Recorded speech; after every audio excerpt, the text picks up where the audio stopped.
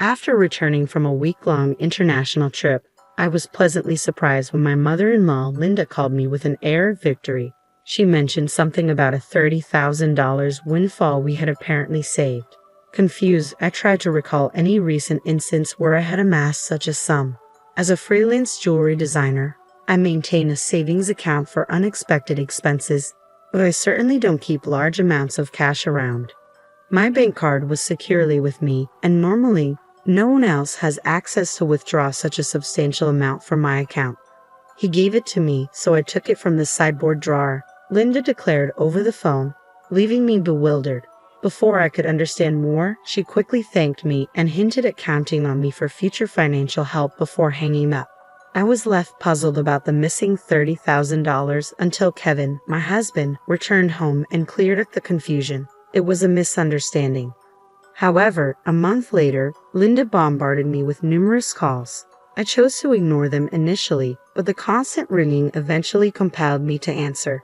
Over 60 missed calls displayed on my phone screen was disconcerting. As I picked up, Linda's shrill voice filled the room, accusing me of ignoring her. Her tone suggested she felt wronged, but to me, it was merely the consequences of her assumptions. My life as Mary, a 35-year-old busy freelance jewelry designer wanting children but overwhelmed by work, is shared with my equally busy husband Kevin. He originally had a corporate job but now assists me in managing my growing design business. Early in our marriage, my designing gigs were sparse and we largely depended on Kevin's steady income. Now, as my business flourishes, our roles and responsibilities have evolved, but so have our challenges, like dealing with unexpected family misunderstandings about money. As I neared the age of 33, my career as a jewelry designer had begun to flourish, necessitating better organization of my increasingly hectic schedule. Sensing the growing demands of my business, Kevin, who was well placed in his company and on track for promotion, made a bold decision. He resigned from his job to partner with me, applying his skills in management to our joint venture. Together, we secured contracts with prestigious international brands, enhancing both our professional and personal lives. However, managing success came with its unique set of challenges, particularly involving Kevin's mother, Linda. Living alone in the family home, she perceived our lives through a lens of luxury and often approached us with financial requests. "You always seem to be living so lavishly. I'm jealous," she would comment. As part of my role, attending product launches and dinners with executives was routine, yet Linda saw these obligations as mere leisure. Her requests grew more personal over time. "I'm going to throw a party for my friends soon. Can you give me some money for it?" she asked on one occasion. Although it might appear that we could easily afford such expenses, maintaining our business image was costly and filled with obligations that we couldn't ignore. We weren't living in luxury. These were necessary aspects of our work. Despite my repeated refusals, Kevin, being her son, would occasionally acquiesce to demands, reasoning that a little financial help was a small price for peace. If giving her a little money keeps her quiet, then it's worth it, he argued, finding it simpler to appease her than to have her work disrupted. Yet Linda's demands only escalated. Recently, she expressed a desire for a new dress for an upcoming gathering. Just the other day, Linda came over and pestered Kevin. "Wouldn't a two-piece suit work? We've been asked to buy clothes before," she said. There might be cheaper options, but what Linda wants is certainly not cheap. I explained to her that her rebuttal was that it was a fancy party, and she couldn't be the only one dressed in old clothes. Furthermore, she insisted on a matching bag, leaving us exasperated. To manage her frequent requests, Kevin had previously set up a credit card in Linda's name, instructing her to use it for her expenses. Initially, she overspent significantly and was cautioned by Kevin. Although he asked her to inform us before making significant purchases, she continued her extravagant spending. This pattern of financial demands has left both Kevin and me at our wits' end, trying to balance the delicate act of supporting family while maintaining the integrity and sustainability of our business. I discovered an exquisite ring and couldn't resist purchasing it, though I regret not informing you beforehand. Unfortunately, the bill was exorbitant. If spending is going to be this unrestrained, perhaps it's best to return the card. We simply cannot cover these costs. The credit card was in Linda's name, but Kevin was the one managing and paying the bills. Linda seemed to misunderstand the purpose of the credit card, treating it as if it were an unlimited resource. She didn't grasp that every purchase made would eventually need to be paid for, and since the money wasn't coming directly from her own pocket, she continued to use it freely. Recognizing the need to curb her spending, Kevin decided to set a spending limit on her card. This led to Linda storming into our home one day, frustrated and complaining. "What the heck? I couldn't pay for my shopping the other day," Linda complained. "Why?" "We explained that your excessive spending was straining our finances, which necessitated lowering your monthly limit," Kevin replied, trying to maintain some peace. "It's still enough, right? But you two are still dressing up and going to fancy places. How is what I'm doing any different?" Linda protested, viewing our activities as purely recreational. "That's part of our job, Linda. If that's a job, then what I'm doing isn't any different," I explained. "It's unfair that only you two get to have all the fun," she argued. While it's true that our work involves attending product launches and parties in luxurious venues, these are professional obligations, not leisure activities, despite her misconceptions. Setting the spending limit on Linda's credit card seemed to have calmed the situation somewhat. Occasionally, Linda would visit and air her grievances to Kevin, but overall, life proceeded without major disruptions. As the end of the year approached, an exciting opportunity presented itself. A foreign brand manufacturer approached me with a proposal to expand our business dealings by relocating our base overseas. The prospect thrilled me, as it could potentially elevate me to the ranks of top-tier designers. Kevin, ever supportive as my manager, was all for taking the leap.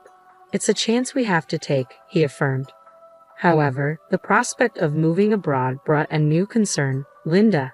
Given her past behavior, it was a legitimate worry that she might insist on joining us overseas. The idea of living internationally was appealing, yet the thought of dealing with Linda's demands in a new country was daunting. When we shared our plans to move overseas for work with Linda that weekend, she responded exactly as we predicted. "I want to come too," she declared, assuming our move would be an endless vacation. "We're going there for work. It won't be as leisurely as you think," Kevin tried to clarify. "You're trying to trick me. You plan to live even more lavishly there without me watching," she accused. "We're not moving there permanently. We'll come back after our work is done," I assured her. I explained, trying to ease her concerns. "Yes," she retorted, "you're saying that, but you're planning to leave me behind, aren't you?" Exhausted by this repetitive argument, both Kevin and I were weary. In an attempt to compromise, Kevin suggested, "Okay, we can't take you with us, but how about we pay for a week-long trip for you instead?" Linda perked up at this. "Really? Are you sure? We'll cover your flight and hotel, but you'll need to manage the rest," Kevin affirmed, pleased at least for the moment. However, the peace was short-lived. A few days later, while Kevin was preoccupied with the overseas move arrangements, Linda dropped by unexpectedly. "Hey, Mary," Kevin said, "but I want to shop over there too. Can you give me some money?" she asked. "What about the card that Kevin gave you?" I inquired, knowing she had a designated credit card for such expenses.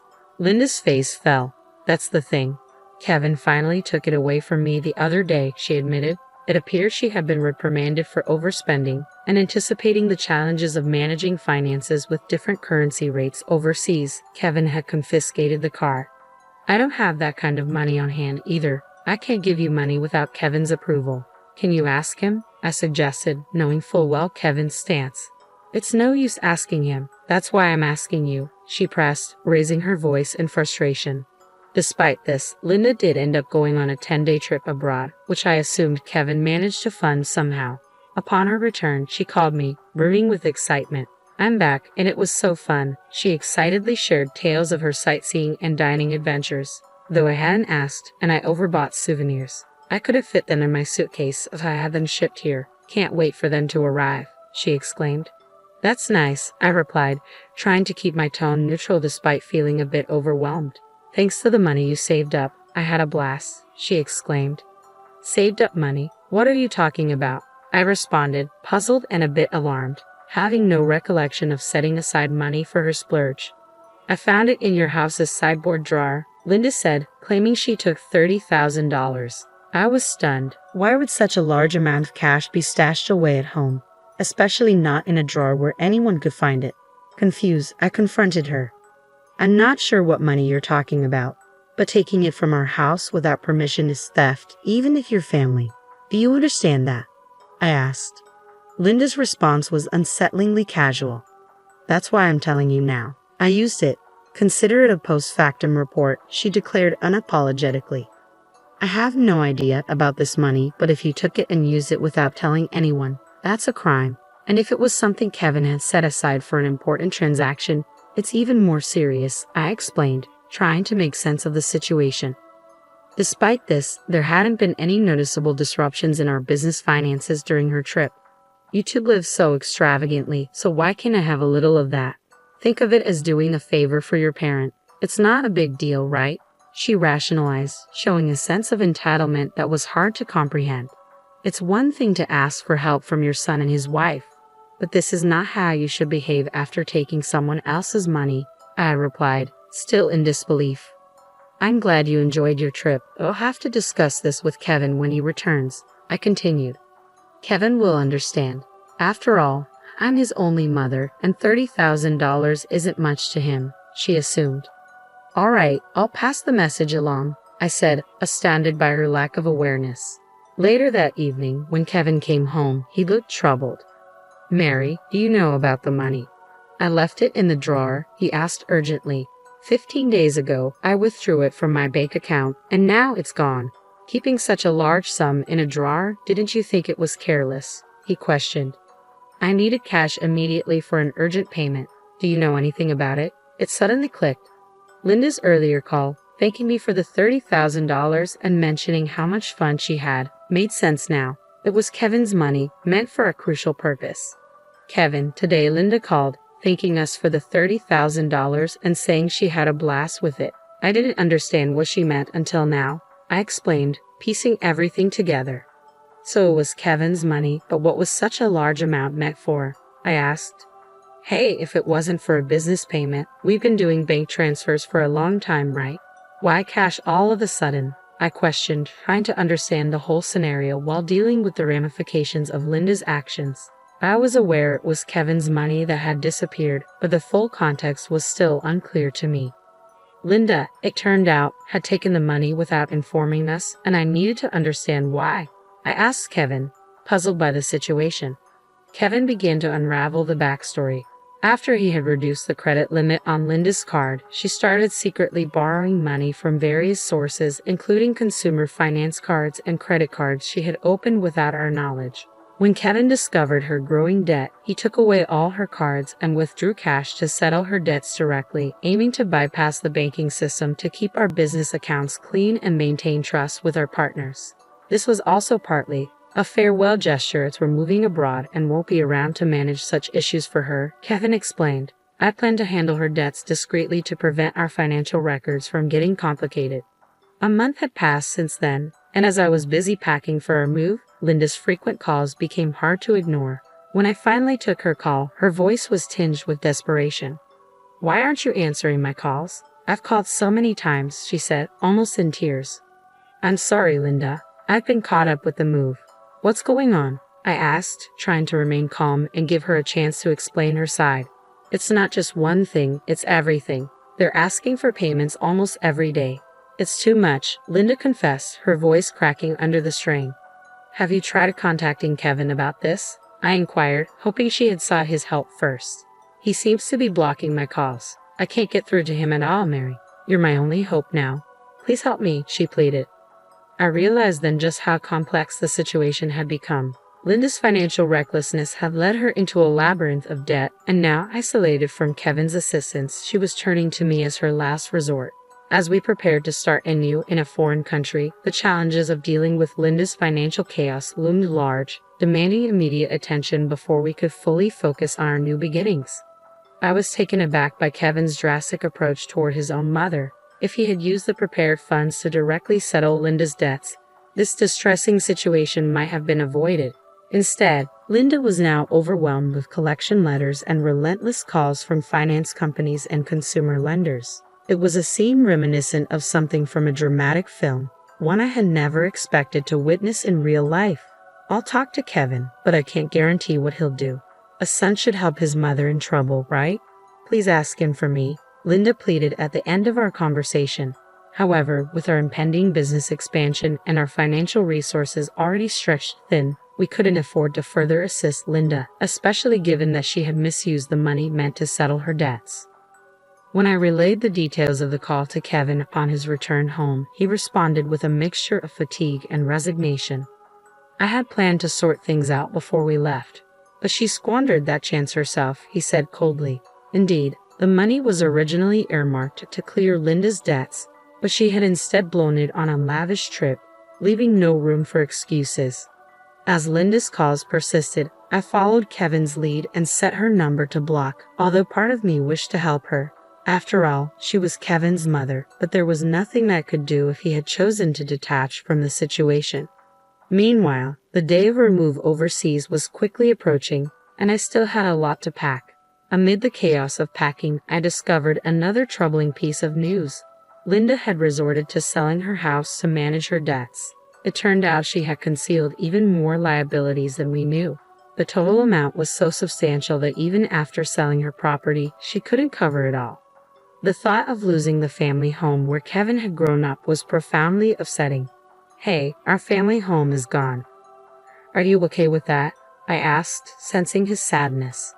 "How can I be okay, but there's nothing we can do," Kevin replied, his voice tinged with sorrow. Losing the house where he grew up must have felt like a great loss, akin to how I felt when I lost my parents' house early in life. In the midst of these complex feelings and the heavy task of packing, we had to come to terms with the fact that some situations were beyond our control and focus on our future. As we prepared to start anew in a different country, the bittersweet reality of losing a family home struck me deeply. I observed the situation unfolding with Kevin. Unlike my past experiences, Kevin had not only lost the tangible structure where his earliest memories were formed, but also his emotional sanctuary. All this while his mother, Linda, is still alive. It's an indescribable feeling, the mixture of loss and displacement, especially under such painful circumstances. I thought, the impact is profound and complex, far more than mere bricks and mortar. It's about losing a part of one's history and the comfort of a place to return to that no longer exists. Linda, now residing in a modest apartment, faces the daily grind of managing her debts. She works part-time, a challenging reality given her age. Employment opportunities for the elderly are not just limited, they're often physically demanding and less rewarding. This stark new reality for her is a drastic shift from her previous life, believed to be filled with unchecked spending and financial freedom. Though sympathy naturally arises seeing her struggle, it's tempered by the knowledge that her situation is the direct result of her own financial imprudence. Life teaches us that actions have consequences, and Linda's case reaffirms the harsh truth that financial responsibility is crucial at any age. Back in our new environment, the business is thriving beyond our initial expectations. The move overseas has catapulted our brand into the international spotlight, bringing in a flurry of inquiries and offers from various corners of the globe. Every new email and call brings potential for expansion and collaboration, which is incredibly exciting but also immensely demanding. The success is exhilarating, however, it envelopes our entire lives, leaving little room for anything else. Days blend into nights as we navigate time zones and cultural nuances, striving to make the most of this golden opportunity. Despite the professional achievements, our personal lives bear the weight of our relentless schedules. The dream of expanding our family seems more like a distant vision, something we hope to circle back to when the waves of immediate demand subside. Kevin, who juggles multiple roles from logistics to client management, feels this strain acutely. As partners in both life and business, we find ourselves pondering the future and our priorities, wondering how we can align our professional goals with our personal desires. As I look out of our apartment window, taking in the view of the far landscape, the neon lights blur into the night, mirroring the blur of our daily lives. It's a view filled with promise and anonymity. A stark contrast to the familiar streets we once knew. This city, vibrant and relentless, is now our home, yet it starkly contrasts with the quiet, steady life we left behind. The complexity of our new life is exciting but also daunting, filled with endless tasks and decisions that challenge us at every turn. Navigating this new chapter, I often find myself reflecting on Linda's situation and the broader implications of our familial and financial decisions. It's a continuous learning curve, understanding how deeply intertwined our choices are with the fabric of our lives. Each decision, each sacrifice, and each success shapes not just our immediate circumstances, but also the legacy we leave behind. As we build this new phase of our life, we remain mindful of the delicate balance between achieving success and maintaining the relationships that define who we are beyond our business achievements.